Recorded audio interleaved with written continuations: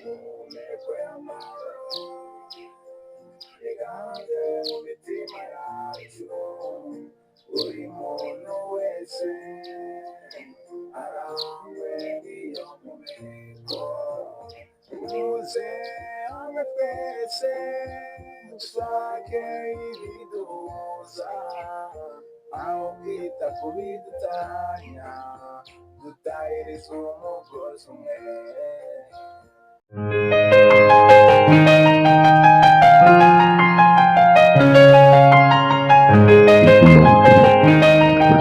Yes, reka mbasuhuze kandi mbifurize kugira ibihe byiza aho muri hagiye hatandukanye, waba uri muri iki gihugu cyangwa se uri hanze yacyo, muri Amerika cyangwa se uri Mozambique, ntibagiwe n'abantu bari mu Burundi hano hirya, cyane cyane n'abari muri Congo. Mwihangane sana, asante sana kabisa. Imbogo ya mbere ndayiriye, asante sana. Shimi, meze neza. Tukiri aho rero ndagira ngo nakire CEO wa Humble Goodness TV, ngira ngo musanzwe mumuzi, niwe uri imbere ya kamera zacu kuri uno munsi. Turakwakiriye cyane bose. Ya, murakoze cyane, ndabashimiye cyane. Ya, nkuko bisanzwe iyi mukurikirana ni Humble Goodness TV. Ngiye muri gukurikirana nitwa Genimana Adolphe. Ya, nishimiye kubaha ikaze cyane mwese mudukurikiye muri mu bihugu bitandukanye. Ya, ni ikaze rikomeye cyane. Kandi nihanganisha abantu badafite akazi. Ku munsi bishobora kuba byanze ejo bigakunda. Kandi namwe mufite akazi ndabifuriza akazi keza. Turagusuje rero cyane, tukubwira ngo amahoro y'Imana abane nawe. Namwe muyahorane ndabishimiye. Kuri iki gicamunsi. Nyakubahwa ko mbona ufite akanyamuneza kenshi cyane. Ya, ngiye murana akanyamuneza nk'ibisanzwe. Ntabwo wapfa kumbona ndi mu isura yanjye ikanyaraye mfite umujinya ibiki n'ibiki. Ariko abantu bakunda kukubona usa nk'umuntu nyine, ukuntu ugaragara usa nk'umuntu ukijijwe cyane. Ubundi ndagira ngo ubanze tunyuremo muri makeya, uri muntu bwoko ki? Ya, nkuko bisanzwe ntabwo wagiye kure yabyo, na cyane ko kuva navuga muri ordinary level, buriya banyitaga pastor. Ariko ubu ngubu ngeze ku izina rya Bishop Bakeburi. So nkaba nanirimba na gospel. Kumburi na Bishop? Wasengewe se cyangwa wiyimitse? Nariyimitse. Ibyo si icyaha? Oya, ntabwo ari icyaha. Kwiyimika ukigira buriya hari ahantu ugera, kwemera ko noneho n'abantu babikwita. Hari ahantu ugera bitewe n'ibintu ugezeho, nawe ubwawe ukaba wakiha iki igrade runaka. Wowe waravuze ati ngiye ku rwego mbona ngezeho, ndi ku cyiciro ubundi ba Bishop Masengo. Ntabwo navuze ngo niyite apotre. Aravuze ati bitewe n'ibintu n'ibintu nshaka gukora maze iminsi nkora, ngomba gufata izina rya Bishop Bakeburi. Sinzi, reka ngaruke ku kintu wari ukomeje uvuga ngo uri n'umuhanzi. Ese koko uri umuhanzi? Birashoboka ko hari indirimbo nyinshi wagiye usohora, njye hari nk'izo nigeze numva wenda, ariko hari n'abantu baba batarazumvise. Ya, zirahari rero muri uwo mujyo, nimba ari nka kapera ukadukubita. Zirahari, hari indirimbo zigeze mu 9. 9 zose? Hafi album irenda kuzuzura. Album igiye kuzura, noneho kubera rimwe na rimwe indirimbo zabaye nyinshi ubushobozi bukabura, ubu turimo turifashisha AI kugira ngo idufashe kuzikora kuko zabaye nyinshi. Ko numva noneho numiwe. Indirimbo zawe ni iza AI? Oya, hari 9 zikoze muri studio, sibyo? Ubwo ngiye gushyira muri za AI wasanga zigeze nko muri 20. Hari n'izo wandika AI ikakuririmba. Kandi irimbira bitewe n'uko nyine urumva kujya muri studio bisaba nyine ibiceri byarabuze, kandi byarabuze studio wikora wiyicariye mu rugo. AI itibikemura rwose. Kinakuririmba nk'uko ubyifuza cyane rwose. Muri izo ndirimbo rero 9, harimo 3 nakoze 2013. Urumva album yose maze ngaye nkora itaruzura. 2013 harimo indirimbo y'amahoro, n'iyitwa Isezerano, hari n'indi yitwa Arandyohera. Inde? inde ukuryohera? ubwo nkawe uratekereza ari nde? Bisho Mbwira ntutangiye kurengera. mbwira umuntu uri kwimagina. Inde ukuryohera? Eh? Njye ndi kumva ari Yesu, sinzi nimba. Aho ngaho kabisa niwumva se ko nawe uri Oh, nawe birimo neza cyane. ntabwo nabimenye ko ari Yesu. Eh, Hari abantu ushobora kuvuga ngo arandyohera, akagira inde umuryohera.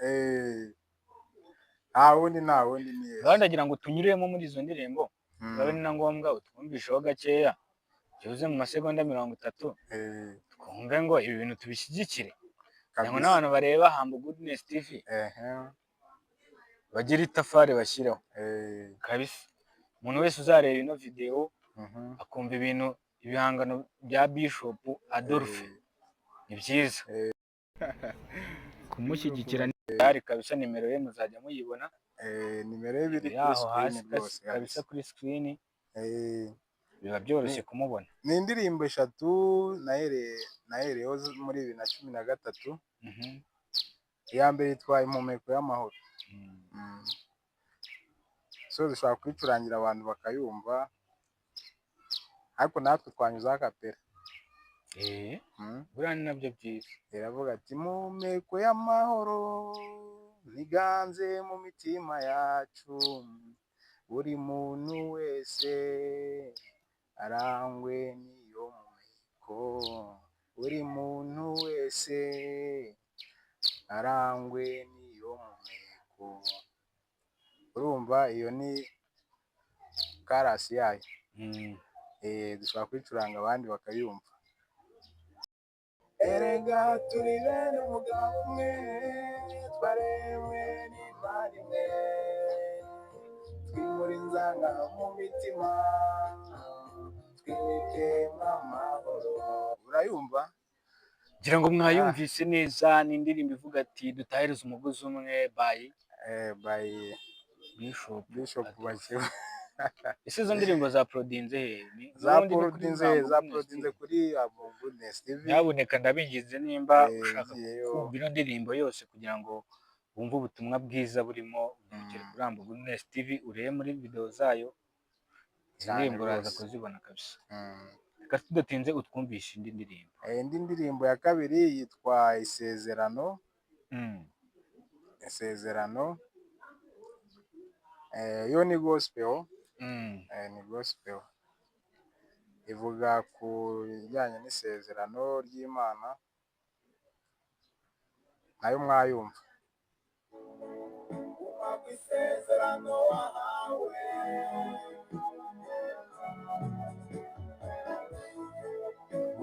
isezerano wahawe, kandi we kuri mpamvu isezerano rirabagarirwa kandi rikanurirwa, isaha yageye ubwayo izarisoza ribatangaze.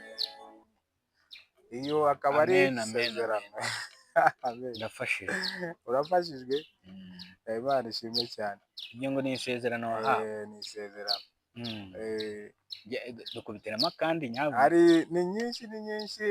Reka dusoreze kuri kamwe. Reka mbashyireho kamwe kitwa Nyereka Inzira. Udafatirwa hariya afatirwe hariya, naho n'ibyanga afatirwa ahangaha. Hari indi yitwa rero Nyereka Inzira, yo ni true story. Ni true story rwose. Ubwo ijyanye n'iki? Iyi na life nigeze kubamo. Ubwo ni story y'ubuzima bwawe. Okay. Ni muri yerekeye ku buzima bwanjye ubwo nari ndi mu gihugu cya Zambia 2023. Kugira ngo iyo ni inkuru yo nshaka ko tuzakoraho birambuye. Iyo rwose. Ko ni urugendo rutoroshye, tubabwire ibyiza bya kiriya gihugu n'ibibi byacyo, ntabwo tuzatinya kubivuga. Ahubwo icyo kintu nacyo nicyo tuzavugaho cyane. Kuko hari abantu benshi bihutira kumva ngo ngiye hanze. Ese ubuzima bwo hanze ni bwiza kurusha ubwo mu gihugu mu Rwanda? Ibyo byose tuzabivugaho. Nk'igihugu nabayemo imyaka 8, nzi ibyiza byaho. Hari nk'umushuti wanjye ejo bundi wari ugiye kujya muri Oman, ariko yaje kubivamo nyuma. Ko yari agiye kujya muri Oman kabisa, yagiye neza nkaho yari yagiye. urumva rero hari abantu benshi bumva ngo ngiye hanze kandi abasaza baravuze ngo amahanga arahanda, urumva buri ibintu byose byo kwiruka mu mahanga utabanje kumenya amakuru uko bimeze biragoye cyane. So iyo ndirimbo rero yitwa Nyereka Inzira, nayo iri muri gospel, reka tuyumve.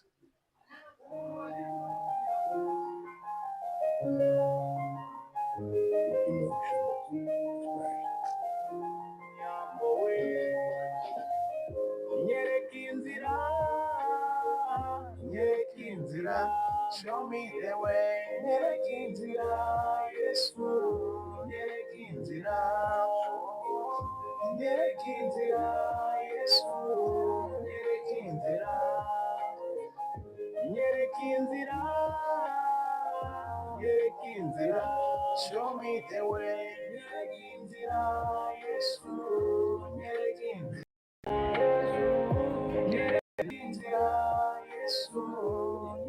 inzira. Ni iyo ngiyo rwose, Nyereka Inzira. Noneho njye nakunze ukuntu indirimbo ntabwo zimeze cyane, zinameze nka sekira nanone, ushobora kwicara ukayibyina, ushobora kwicara nyine ntabwo ari umugospo yayo sanzwe za sekira yayumva. Ni izo ngizo rero. Hari indirimbo urumva zigeze mu 9, hari niyo nigeze gukorana n'abazambiya babiri. Hari video nimwe wigeze ukora? Nta video nimwe, zose ni audio. Ni audio. Noneho njye ndagira ngo nsabe abantu bakurikira Humble Goodness TV, dutere inkunga Dolphe Bishop asohore basi izi ngizi twumvise, asohora amashusho yazo bose. Abantu nabashishikariza rwose, ndabizi hari abantu baba bafite ikintu cyitwa ifaranga rwose, bashobora gushora mu muntu, ni no gushyigikira umurimo w'Imana, gukora amavideo zikazazigera kure. Kora neza uzayisanga imbere. Nicyo kintu, nk'uko na target ya Humble Goodness TV imeze. Ibikorwa byacu nibyo kugira ngo tugire neza, natwe batugire neza, kugira ngo message dutanga ibashe kugera kure.